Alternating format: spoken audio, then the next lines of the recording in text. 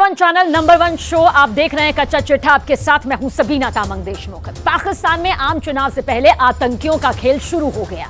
पाकिस्तान के उत्तरी वजीरिस्तान में आतंकियों ने एक चुनावी उम्मीदवार की गोली मारकर हत्या तक कर दी। इस वक्त की बड़ी खबर कच्चा चिट्ठा के जरिए। हमले में उम्मीदवार के 2 बॉडीगार्ड भी मारे गए। इसके अलावा एक पूर्व मंत्री पर भी अज्ञात हमलावरों ने हमला कर उन्हें जख्मी कर दिया। जानकारी दे दें कि 8 फरवरी को पाकिस्तान में आम चुनाव होने हैं और कई आतंकी संगठनों ने लोगों से चुनाव से दूर रहने की धमकी भी यहां पर दी है। आतंकवादी संगठनों ने साफ साफ लफ्जों में सियासी पार्टियों और आम लोगों को धमकी भरे पैगाम भेजे हैं। धमकी इस बात की कि वो चुनाव में बिल्कुल भी हिस्सा ना लें, वरना इसके नतीजे बेहद गंभीर उन्हें भुगतने पड़ सकते हैं।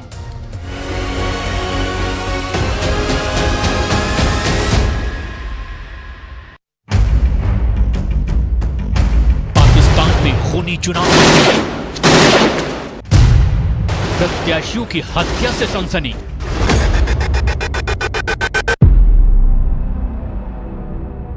पाकिस्तान में 8 फरवरी को आम चुनाव होने हैं, लेकिन चुनाव पर आतंकी साया मंडरा रहा है। वोटिंग से पहले प्रत्याशियों पर जानलेवा हमले हो रहे हैं। उम्मीदवारों का खून हो रहा है। टारगेट किलिंग चरम पर है। क्या शहबाज शरीफ की जान खतरे में है? क्या मरियम नवाज को मौत के घाट उतारा जा सकता है? क्या बिलावल भुट्टो जरदारी पर जानलेवा हमला होने वाला है? क्या फजलुर रहमान की हत्या की साजिश रची जा रही है?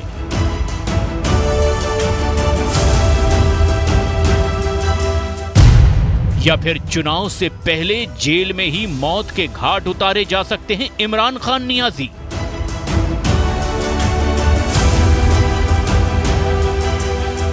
पाकिस्तान का आम चुनाव भी खूनी चुनाव बन गया है। आतंकी संगठन इलेक्शन पर भी अपना कब्जा जमाने में लगे हैं। उम्मीदवारों पर हमले तेज हो गए हैं। खून खराबा बढ़ता जा रहा है।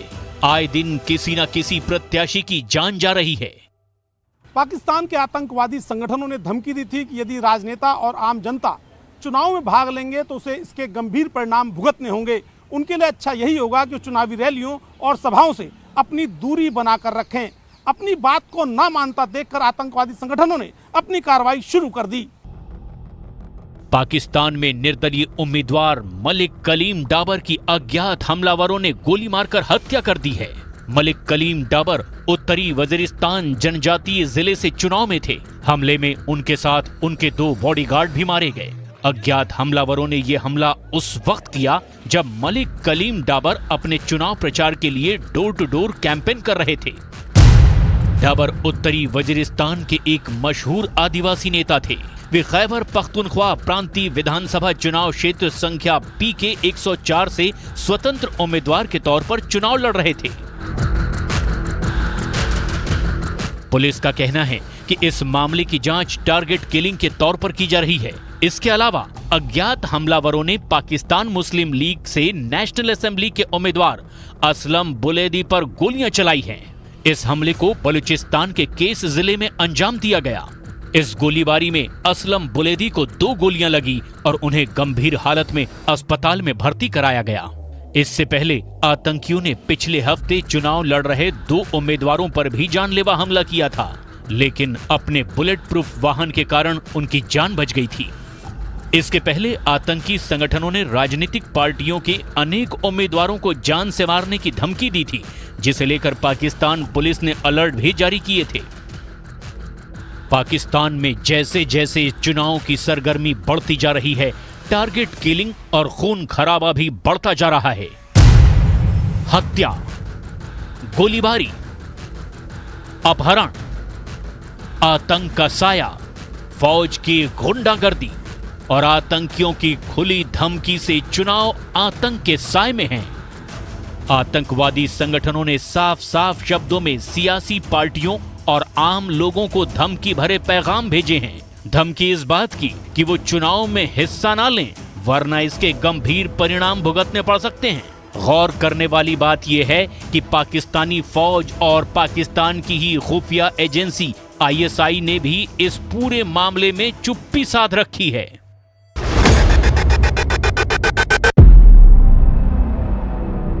पाकिस्तानी आर्मी और ISI की चुप्पी कई गंभीर और बड़े सवाल यहां पर खड़े कर रही है। क्या वो सवाल है, तफसील से आपको बताते हैं। दरअसल सवाल यह है कि क्या इस खून खराबे के पीछे इमरान खान को जीत को रोकना है। अब किस तरह से इस जीत को रोकने के लिए विरोध में इमरान खान की ये पूरी तस्वीर नजर आती है, वो आपको बताते हैं। देखिए, पाकिस्तान की फौज जो कि पूरी तरह से इमरान खान के खिलाफ यहां पर नजर आती है। कभी ताल्लुकात हुआ करते थे, लेकिन आज बिल्कुल स्थिति उलट है। इसके अलावा ISI ये भी इमरान खान को रोकने में अपनी भूमिका यहां पर निभा रही है या निभा सकती है, क्योंकि इमरान की पार्टी चुनाव में बड़ी जीत यहां पर हासिल कर सकती है। ऐसे में ये सभी जो है मिलजुल कर कहा जा रहा है कि बड़ी बड़ी मुसीबत यहां पर खड़े कर सकते हैं। मौलाना फजलुर रहमान, शरीफ खानदान, भुट्टो कुनबा, आतंकी संगठन, पाकिस्तान की फौज, ISI, ये वो फैक्ट्स हैं जो ये बताते हैं कि इमरान खान को किस तरह से आगे आने के लिए रोका जा सकता है।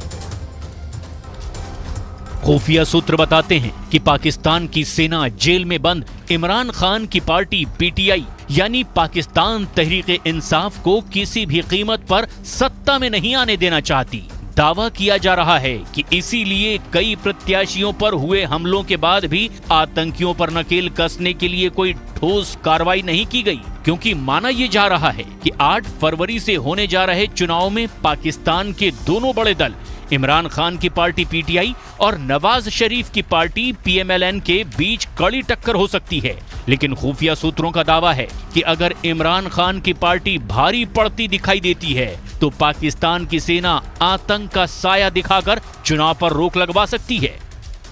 पाकिस्तान में होने वाले चुनाव में आज भी पूर्व प्रधानमंत्री इमरान खान का जलवा बरकरार है।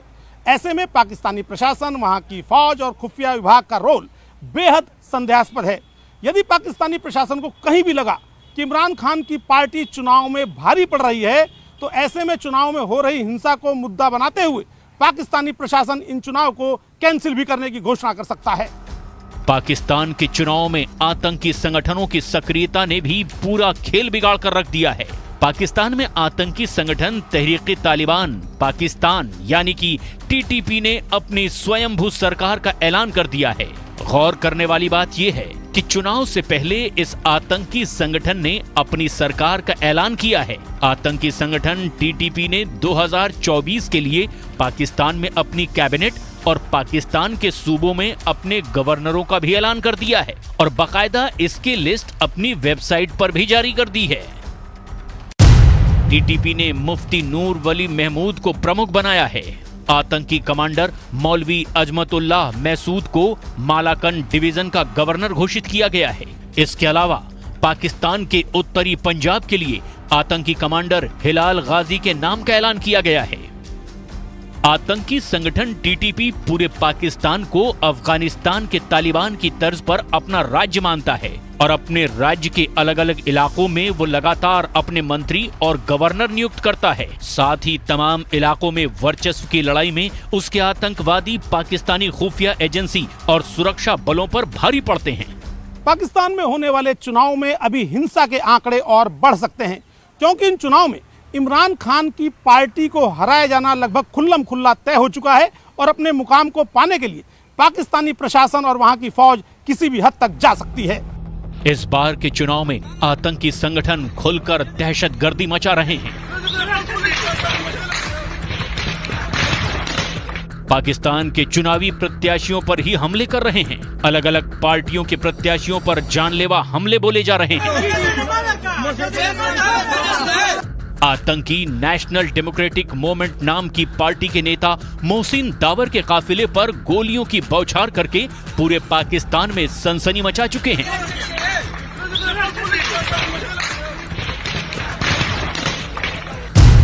यह हमला उस वक्त हुआ जब मोहसिन दावर पाकिस्तान में खैबर पख्तूनख्वा के उत्तरी वजीरिस्तान जिले में चुनाव प्रचार कर रहे थे और वो दर्जनों गाड़ियों और सैकड़ों कार्यकर्ताओं के साथ वहां एक गांव में रैली करने जा रहे थे। लेकिन बताया गया कि घात लगाए आतंकियों ने रास्ते में ही उनके काफिले पर जमकर गोलियां बरसाई और फिर वहां से वो भाग भी गए। हमले के बाद की तस्वीरों में मोहसिन दावर की गाड़ी हर तरफ से गोलियों से छलनी दिखाई दी। हालांकि उसकी गाड़ी बुलेट प्रूफ थी, इसीलिए वो इस हमले में बाल बाल बच गए।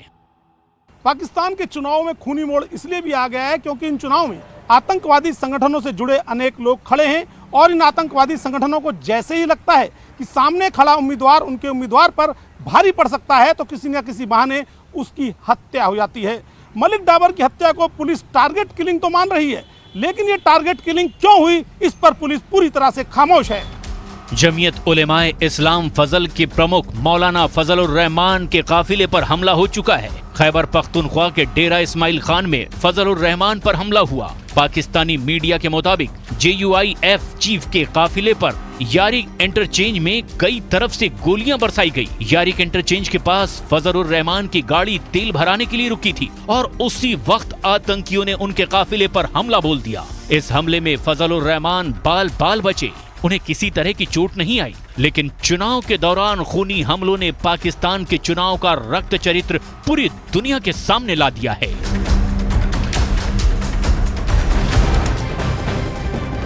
कच्चा चिट्ठा में इस वक्त की सबसे बड़ी खबर चीन से, जहां मालदीव के राष्ट्रपति ने चीन के साथ 20 समझौतों पर हस्ताक्षर किए हैं। जी हां, 20 समझौतों पर ये हस्ताक्षर हुए हैं। लेकिन भारत के लिए खबर यह है कि चीन ने कहा कि वो मालदीव के आंतरिक मामले में विदेशी हस्तक्षेप बर्दाश्त नहीं करेगा। और इसके पहले लंदन में रक्षा मंत्री राजनाथ सिंह ने कहा कि गलवान झड़प के बाद चीन का नजरिया बदला है और अब भारत कमजोर देश नहीं, कोई भी हमें आंख दिखाकर नहीं जा सकता, क्योंकि अब भारत एक ताकतवर देश है। रक्षा मंत्री राजनाथ सिंह ग्लोबल टाइम्स में छपे उस लेख का हवाला दे रहे थे जिसमें भारत की बढ़ती ताकत की चीन में हो रही तारीफ की चर्चा की जा रही है। चीन भारत के साथ दोहरी नीति पर काम करता है। उदाहरण एक नहीं, हजारों हैं।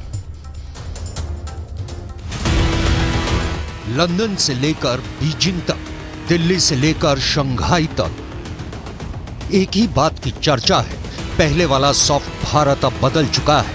ये वो भारत है जो घेर कर मारता है, घुस कर मारता है। मोर्चा चाहे पीओके का हो या गलवान का।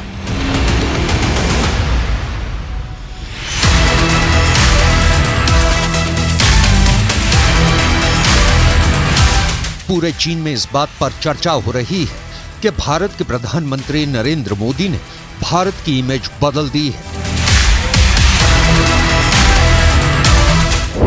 साउथ एशिया का गणित बदल दिया है, दुनिया के मैप पर भारत की तस्वीर बदल दी है।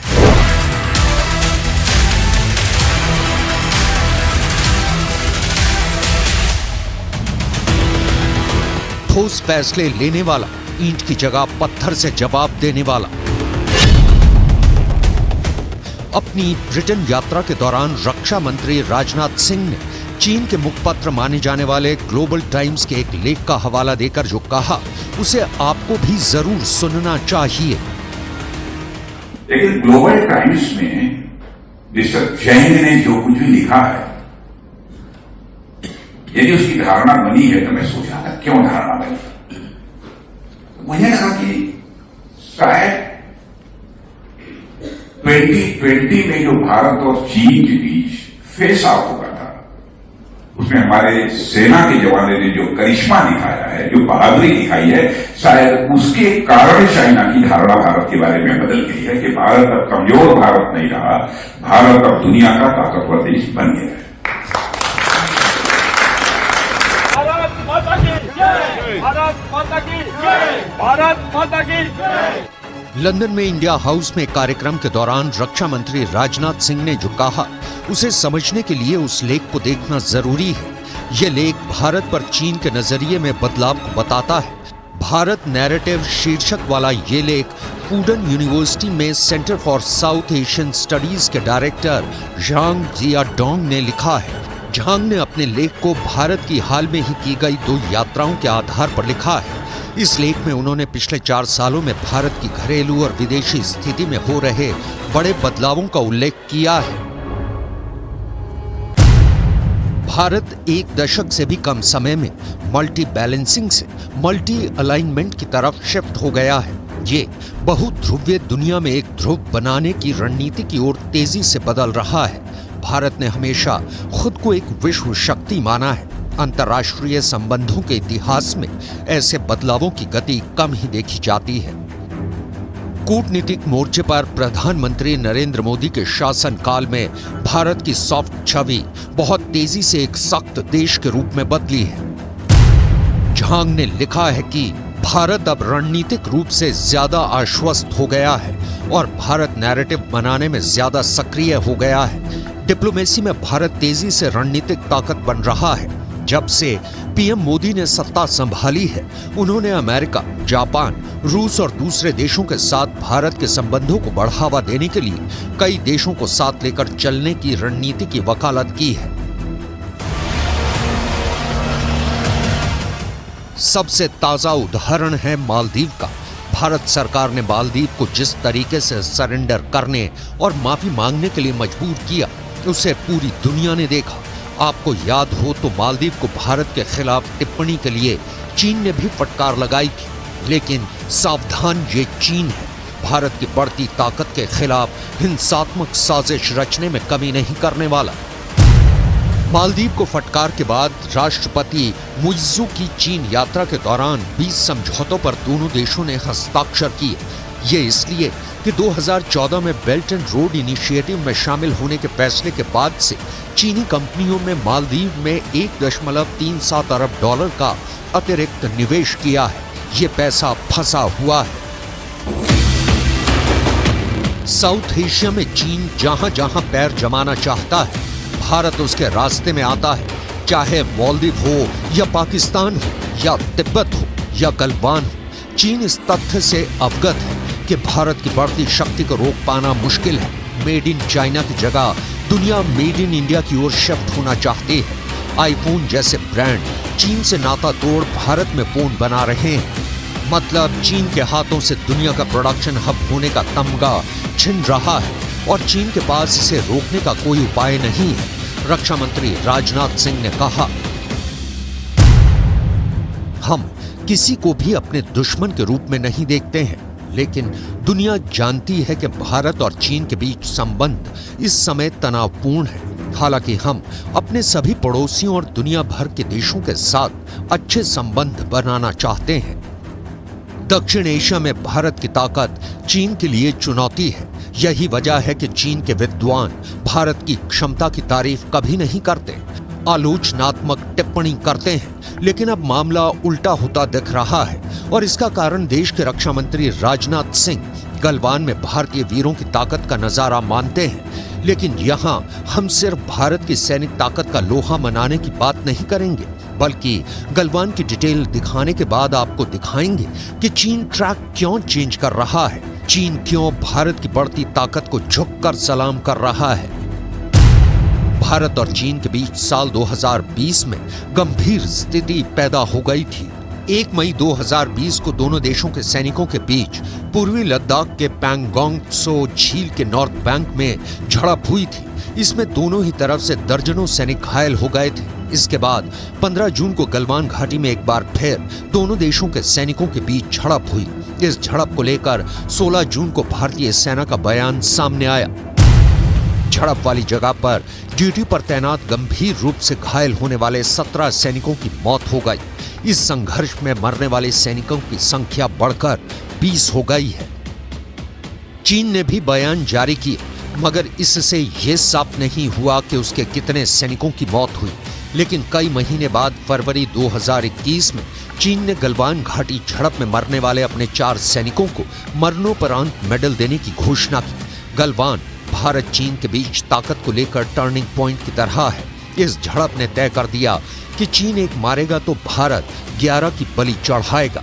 चीन के सामने स्थिति साफ है कि भारत को रोकना मुश्किल ही नहीं, नामुमकिन है।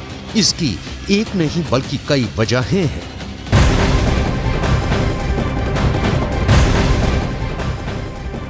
गाजा युद्ध से बहुत बड़ी खबर। फिलिस्तीनी प्रशासन ने दावा किया कि इजरायली सेना ने पूरे गाजा में पिछले 24 घंटे में 10 बड़े खूनी हमले किए। फिलिस्तीनी प्रशासन ने दावा किया कि इजरायल के 10 हमलों में 112 से ज्यादा फिलिस्तीनी मारे गए, जबकि 194 फिलिस्तीनी जख्मी भी हुए हैं। और देखिए, इस बीच हमास ने दावा कर दिया कि वो इजरायली सेना से 1 साल तक जंग करेगा, जबकि पीएम नेतन्याहू ने साफ कह दिया कि इजरायल गाजा पर स्थायी कब्जा नहीं करेगा, लेकिन स्थायी रूप से, स्थायी तौर से पूरे गाजा से हमास का सफाया जरूर कर देगा।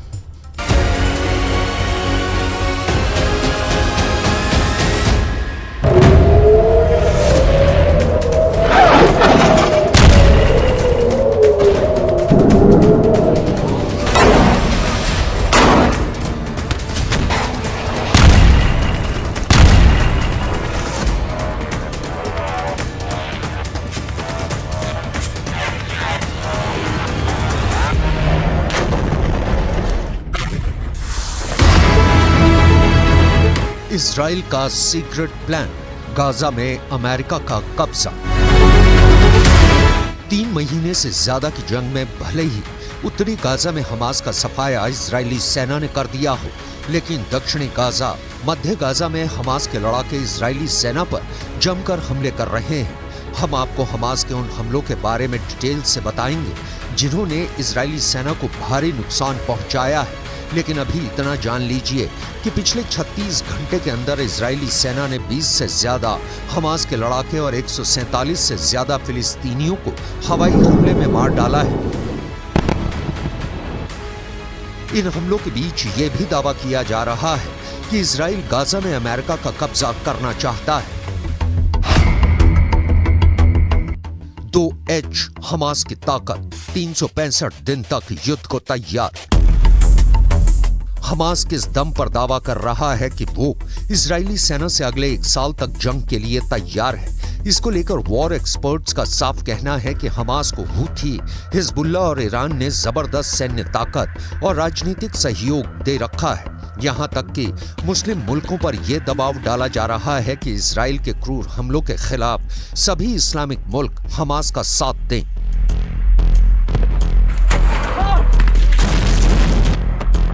हूथी और हिजबुल्लाह तो इजरायली और अमेरिकी सैन्य अड्डों पर हमले शुरू कर चुके हैं, लेकिन उसके बावजूद इजराइल हमास और उसके 2H यानी हूथी, हिजबुल्लाह ईरान के साथ मिलकर हमास को जंग जिताने की कोशिश में है। अब तक जंग में 500 के करीब इजरायली सैनिक मारे जा चुके हैं। पिछले 24 घंटे में हमास की कसम ब्रिगेड ने खान यूनिस में इजराइल के 3 सैन्य वाहनों पर 105 गोले दागने का दावा किया है।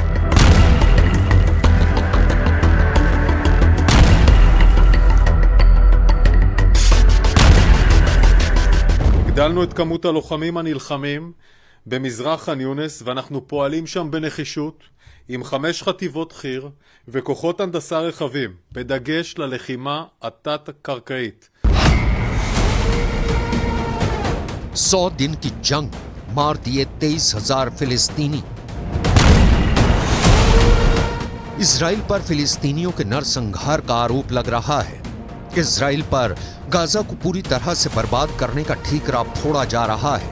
इजराइल पर आरोप है कि वो अमेरिका की कठपुतली है और गाजा को जानबूझकर इतना तबाह और बर्बाद कर देना चाहता है कि ताकि आने वाले दिनों में गाजा का वजूद पूरी तरह से इजराइल के कंट्रोल में चला जाए। पिछले 36 घंटे में इजराइल ने उत्तरी गाजा से कहीं ज्यादा हमले दक्षिणी गाजा में किए हैं। 41 किलोमीटर लंबी और 10 किलोमीटर चौड़ी गाजा पट्टी पर 2 तरफ से इजराइल हमले कर रहा है। एक है वेस्ट बैंक, दूसरा है दक्षिणी गाजा। दक्षिणी गाजा में खान यूनिस शहर पर इजरायली सेना ने सबसे भीषण हमले किए हैं। यहां तक खान यूनिस की 4 लाख आबादी इस वक्त IDF के हवाई हमलों के सामने बेबस हो गई है।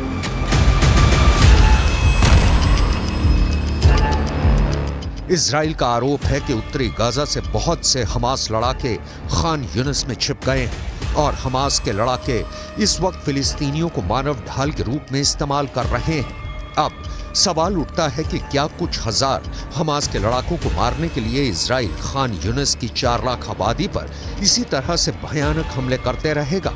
क्या खान यूनिस में इसी तरह से तबाही और बर्बादी की खबरें हर दिन आती रहेंगी? जहां देखिए फिलिस्तीनी प्रशासन और यूएन ने जो आंकड़े जारी किए हैं वो तबाह गाजा की हकीकत बयां करने के लिए काफी हैं।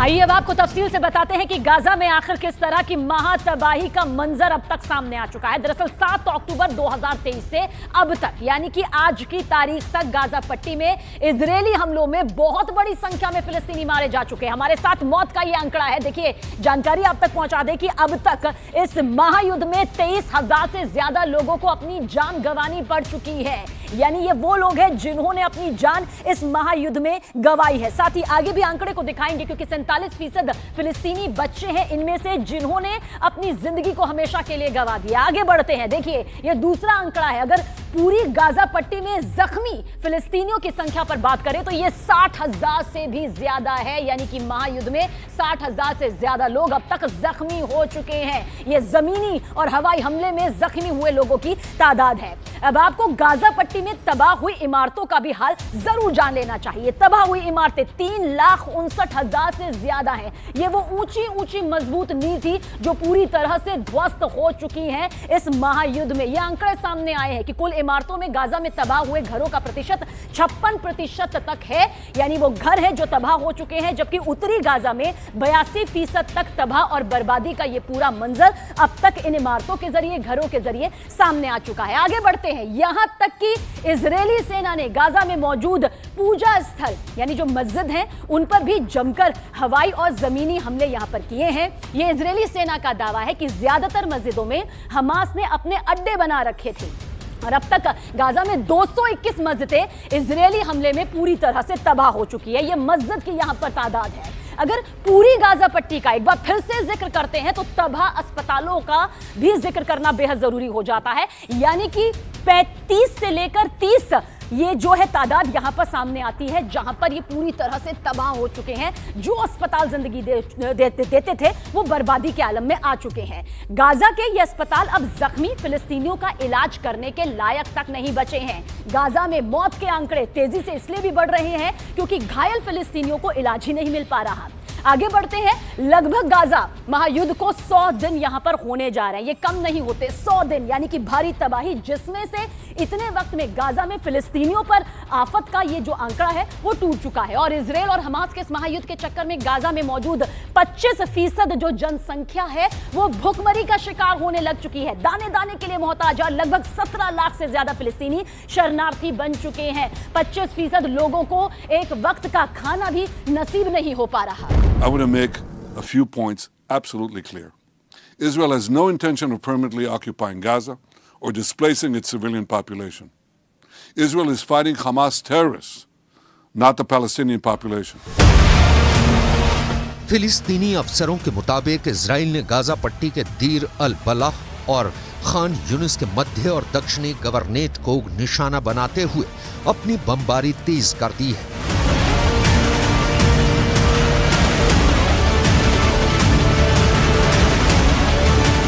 इन हमलों में 90 से ज्यादा फिलिस्तीनी मारे जा चुके हैं। वहीं दूसरी तरफ 9 जनवरी को जैसे ही अमेरिकी विदेश मंत्री एंटनी ब्लिंकन इजराइल की राजधानी तेल अवीव पहुंचे, उसके बाद से मिडिल ईस्ट में खलबली मच गई। एंटनी ब्लिंकन इजराइल के पीएम और रक्षा मंत्री से काफी देर तक गाजा पट्टी में आगे क्या होगा इस पर चर्चा करते रहे। जो खबरें छनकर बाहर आई हैं उसके हिसाब से अमेरिका ने इजराइल के घातक हमलों को क्लीन चिट देते हुए साफ कह दिया है कि इजराइल पर फिलिस्तीनियों के नरसंहार के आरोप लगाना पूरी तरह से गलत है। विदेश मंत्री ब्लिंकन फिलिस्तीन के राष्ट्रपति महमूद अब्बास से मिले। उसके बाद ब्लिंकन तुर्की, जॉर्डन, कतर, सऊदी अरब के दौरे पर निकल गए। जानकारों का दावा है कि अब अमेरिका मिडल ईस्ट से लेकर पश्चिम एशिया में ये तैयारी कर रहा है कि गाजा में अब गैर हमास लोगों की सरकार बनेगी जिस पर इजराइल और अमेरिका का कंट्रोल रहेगा।